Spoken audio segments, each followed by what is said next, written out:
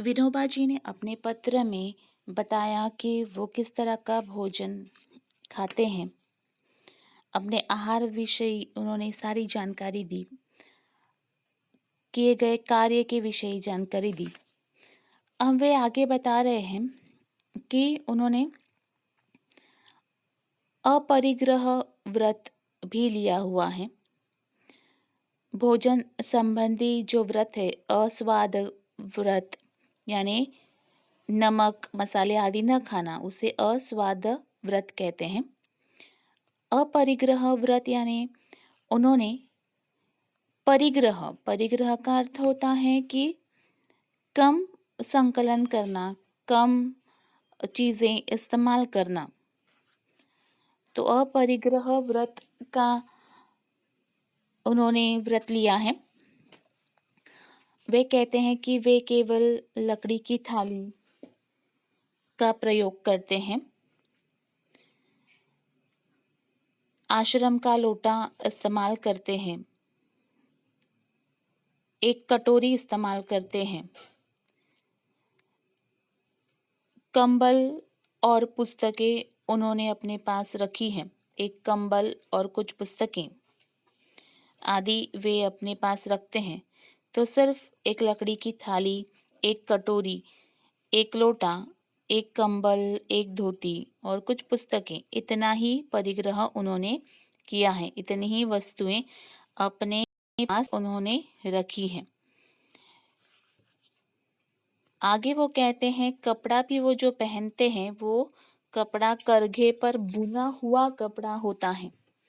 करघा यानी जिसे हम हैंडलूम कहते हैं। हैंडलूम पर बने हुए कपड़ा ही वो इस्तेमाल करते हैं। जो धोती का कपड़ा होता है वो करघे पर बुना हुआ होता है। तो इस तरह से उन्होंने जितनी चीज़ें आवश्यक हैं उतनी ही अपने पास रखी है, उसके अतिरिक्त चीज़ें नहीं रखी हैं। तो करघे का चित्र यहाँ दिखाई दे रहा है स्पष्ट रूप में, तो उसे हैंडलूम कहते हैं। उस पर बने हुए कपड़ों का वो इस्तेमाल करते हैं। आगे वो लिख रहे हैं कि उन्होंने आश्रम के सभी नियमों का पालन किया है। आश्रम के नियमों के अनुसार ही वो अपना आचरण रखते हैं।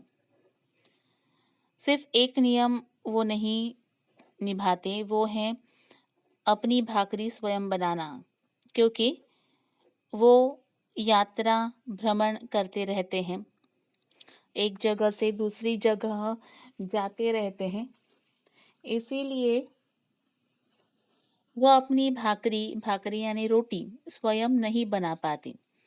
तो आश्रम का नियम है कि जो आश्रम के सदस्य हैं उन्हें अपनी भाकरी, अपना भोजन स्वयं बनाना होता है। तो सिर्फ ये नियम जो हैं वो यात्रा करते समय वो पूरा नहीं कर पाते हैं। तो उस संबंध में भी उन्होंने यहाँ लिखा है।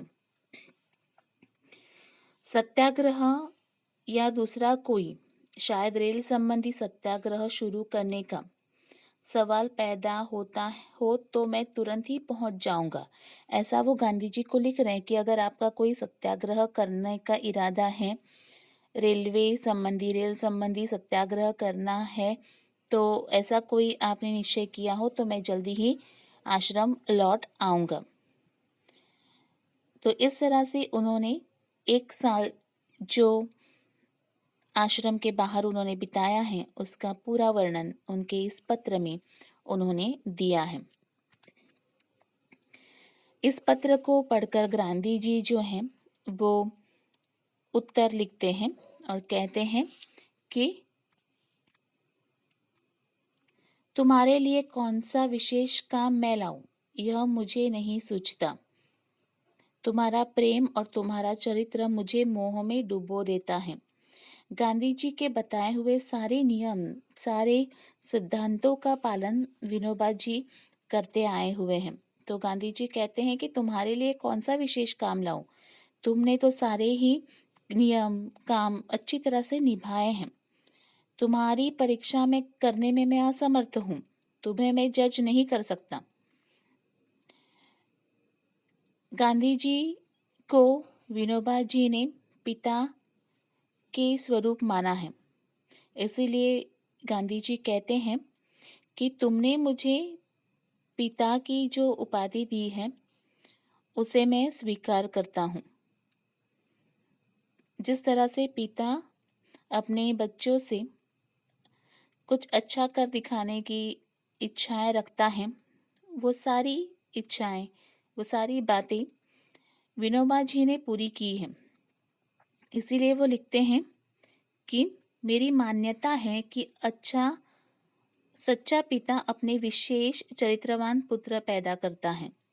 सच्चा पुत्र वह है जो पिता ने जो कुछ किया है उसमें वृद्धि करे। तो सच्चा पुत्र कौन है? गांधी जी के हिसाब से पिता ने जो कुछ कार्य किया है उसे आगे बढ़ाए और उसमें वृद्धि करें। तो जो गांधी जी का सपना है, जो कार्य वो कर रहे हैं, वो जो उनके शिष्य हैं, उनके ज़रिए जो कार्य करना चाहते हैं, वो सारे कार्य विनोबा जी बहुत अच्छी तरह से निभा रहे हैं। इसीलिए गांधी जी जो हैं उनसे बहुत ही प्रसन्न हैं। वे लिखते हैं कि तुमने मुझे पिता का पद दिया है, उसे मैं तुम्हारे प्रेम की भेंट के रूप में स्वीकार करता हूँ। तो इस तरह से गांधी जी जो हैं वो विनोबा भावे जी के कार्य से बहुत ही प्रसन्न हैं, प्रभावित हैं। वो आगे लिख रहे हैं, तुम्हारी यह बात सच्ची है कि तुमने बाहर रहकर आश्रम के नियमों का बहुत अच्छी तरह से पालन किया है। तुम्हारे आश्रम में आने के बारे में मुझे शंका थी ही नहीं। तुम्हारे संदेश मामा ने मुझे पढ़कर सुनाए थे। जो पत्र विनोबा जी ने फड़के जी को लिखे थे, वो उसमें जो संदेश लिखा था गांधी जी के लिए, जो बात वो बताना चाहते थे गांधी जी को, वो सारी बातें फड़के जी ने गांधी जी को बताई हैं। इस तरह से गांधी जी विनोबा जी को आगे बता रहे हैं कि तुम्हारे आहार में किसी प्रकार का परिवर्तन करने का अभी तो मुझे कुछ नहीं लगता। दूध का त्याग अभी मत करना। इतना ही नहीं, आवश्यक हो तो दूध की मात्रा बढ़ाओ। तो गांधी जी ने विनोबा जी से कहा है कि तुम्हारा आहार जो है वो ठीक है, उसमें कोई परिवर्तन मत करो।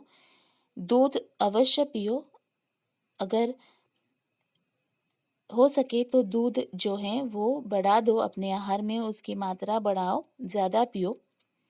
रेल विषयक सत्याग्रह की आवश्यकता अभी नहीं है, पर उसके लिए ज्ञानी प्रचारकों की आवश्यकता है।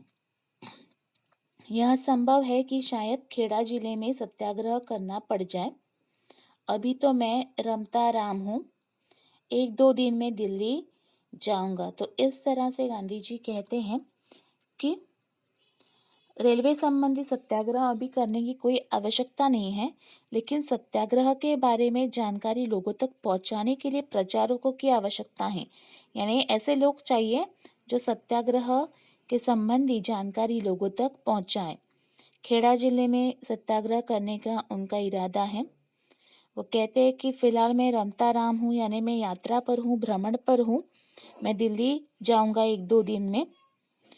विशेष तो अब आओगे तब। सब तुमसे मिलने के लिए उत्सुक हैं। बापू के आशीर्वाद। तो इस तरह से वो कहते हैं कि तुमसे मिलने के लिए सभी उत्सुक हैं। जब तुम वापस लौट आओगे तो आगे की बातें हम निश्चित कर लेंगे। इस तरह से बापू ने उद्गार जो हैं उनके लिए निकाले हैं लास्ट में। बाद में बापू के उद्गार, बहुत बड़ा मनुष्य है। मुझे अनुभव होता रहा है कि महाराष्ट्रियों और मद्रासियों के साथ मेरा अच्छा संबंध रहा। महाराष्ट्रियों में तो किसी ने मुझे निराश किया ही नहीं। उसमें भी विनोबा ने तो हद कर दी। यानी विनोबा जी गांधी जी के ऐसे शिष्य थे जिन्होंने गांधी जी के सत्य, अहिंसा, इन सारे तत्वों को, सिद्धांतों को, ब्रह्मचर्य, इन सारे तत्वों का पालन किया। जैसा गांधी जी चाहते थे वैसा ही कार्य उन्होंने किया। तो गांधी जी जो है वो विनोबा जी से बहुत प्रभावित है, इसलिए वो कहते हैं कि विनोबा ने तो हद कर दिया ने, उन्होंने जो कार्य किया है वो बहुत ही सुंदर कार्य है, बढ़ चढ़कर कार्य किया है, उन्होंने कभी गांधी जी को निराश नहीं किया है। Thank you girls.